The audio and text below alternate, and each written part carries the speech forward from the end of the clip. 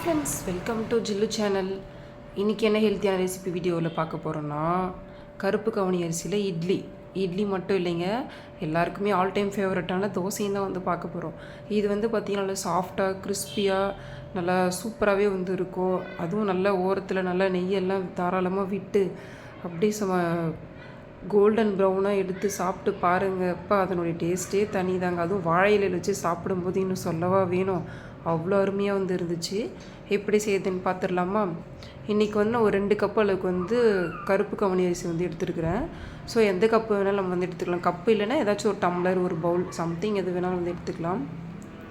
So 2 cup கருப்பு கவுனி அரிசி, 1 கப்பு புழுங்கல் அரிசி, அப்படி இல்லைன்னா இட்லி அரிசி, 1 கப்பு வந்து பச்சை அரிசி எடுத்து நல்லா வாஷ் பண்ணிக்கலாம்.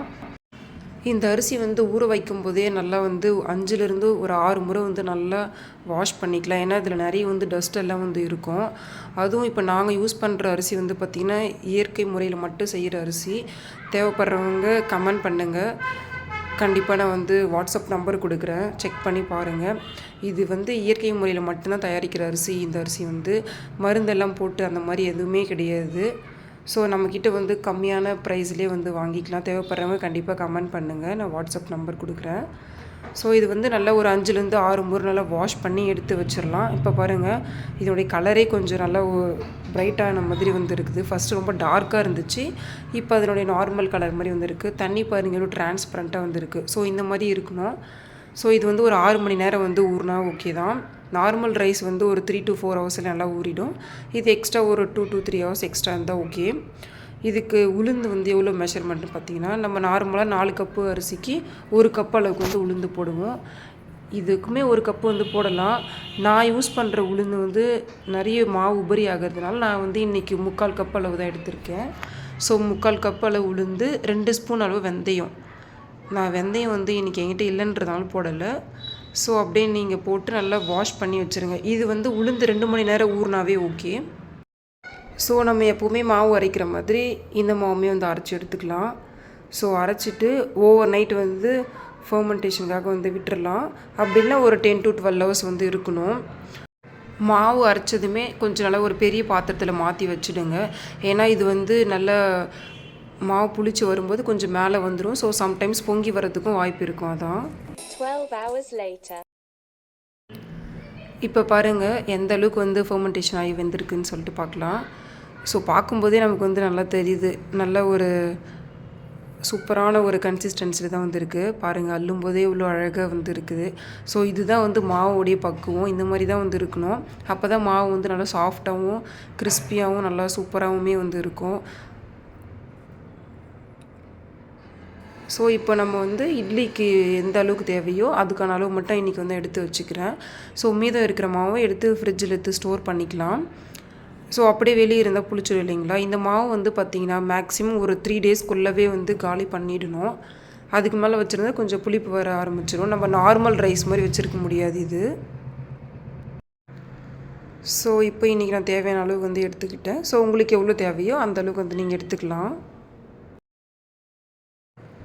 இப்போ நம்ம மாவு கூட தேவையான அளவு உப்பு மட்டும் போட்டு தண்ணி ஊற்றி நம்ம இட்லி பேட்டர் கன்சிஸ்டன்சி வந்து கரைச்சி வச்சுக்கலாம்.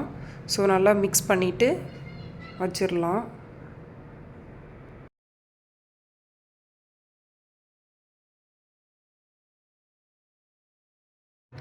சிலரெல்லாம் நைட்டே உப்பு போட்டு புளிக்க வச்சுருவாங்க மாவு.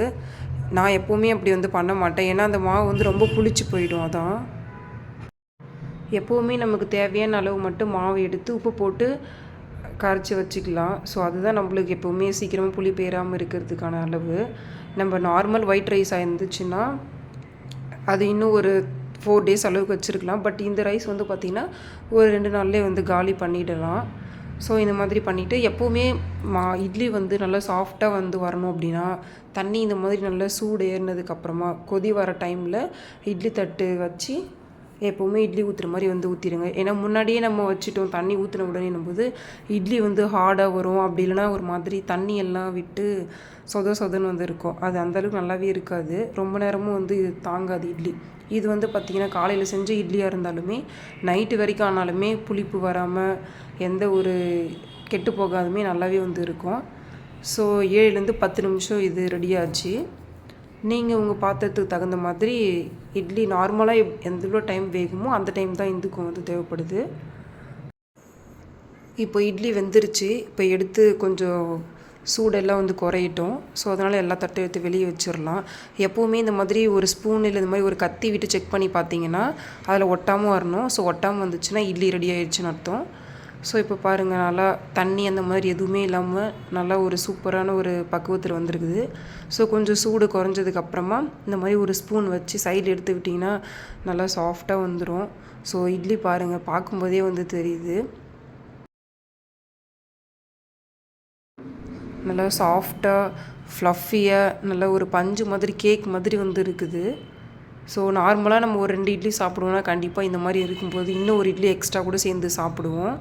ஏன்னா அந்தளவுக்கு வந்து ஒரு சாஃப்ட்னஸ் வந்து இந்த இட்லியில் வந்து இருக்குது. ஸோ என்னுடைய பேபியுமே வந்து சாப்பிட்டுட்டு ஃபைனலாக ஒரு ரிவ்யூ கொடுத்துருப்பாங்க. நீங்களும் வந்து பாருங்கள். இந்த இட்லிக்கு எப்போவுமே வந்து நார்மலான ஒயிட் சட்னிஸ்லாம் விட இந்த மாதிரி கொஞ்சம் ஸ்பைஸியாக இருக்கிறதுலாம் சாப்பிட்டோன்னா இன்னும் சூப்பராகவே வந்து இருக்கும். அதுவும் நான்வெஜ் எல்லாம் சாப்பிடணும் அப்படின்னா இன்னும் சொல்லவே வேணாம், அவ்வளோ பக்காவாக வந்து இருக்கும். என்னுடைய பேபியுமே சாப்பிட்டுட்டு சூப்பராக இருக்குன்னு தான் வந்து சொன்னாங்க. வீட்டில் குட்டீஸ்லாம் இருக்குதுன்னா கண்டிப்பாக அடிக்கடி செஞ்சு கொடுங்க.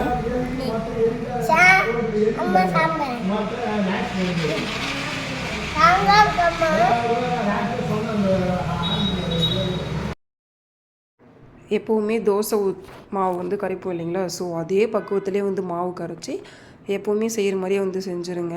ஸோ இதுக்கு வந்து பார்த்திங்கன்னா சைடில் நல்லா நெய் தாராளமாக விட்டு நல்லா முருகலாக மெல்லிஸாக எந்த அளவுக்கு நம்ம நார்மல் தோசையில் செய்வோமோ அதே மாதிரி இதில் செய்யுங்க. பொடி தோசை, ஆனியன் தோசை, எல்லா வகையான தோசையுமே வந்து செய்யலாம். நானுமே நிறைய வந்து செஞ்சுருக்கேன். முட்டை தோசை எல்லாமே வந்து சூப்பரான ஒரு டேஸ்ட்டில் வந்து இருந்துச்சு. அதுவும் இந்த வாழை இலை கூட வச்சு சாப்பிடும்போது அதனுடைய டேஸ்ட்டு இன்னும் எக்ஸ்ட்ராவாக வந்து இருந்துச்சு. கண்டிப்பாக நீங்களும் இதே மாதிரி சர்வ் பண்ணி உங்கள் வீட்டில் இருக்கிறவங்கள நல்லா என்ஜாய் பண்ண வைங்க. இன்றைக்கி வந்து நான் முடக்கத்தாங்கீரை குழம்பு கூட நைட் டின்னர் வந்து சர்வ் பண்ணியிருந்தேன். இந்த முடக்கத்தாங்கீரை குழம்பு ரெசிப்பியும் நம்ம சேனலில் இருக்குது. தேவைப்படுறவங்க செக் பண்ணி பாருங்கள். நல்ல ஒரு மட்டன் குழம்பு டேஸ்ட்டில் வந்து இருக்கும். கசப்பெல்லாம் எதுவுமே இல்லாமல் நல்ல ஒரு ஹெல்த்தியான கீரை தான். ஸோ இந்த மாதிரி ஹெல்த்தியான ரெசிபி வீடியோஸ்லாம் நிறைய நம்ம சேனலில் வந்து அப்லோட் பண்ணியிருக்கேன். தேவைப்படுறவங்க செக் பண்ணி பாருங்கள். நெக்ஸ்ட்டு ஒரு ஹெல்த்தியான வீடியோவில் பார்க்கலாம். பாய்.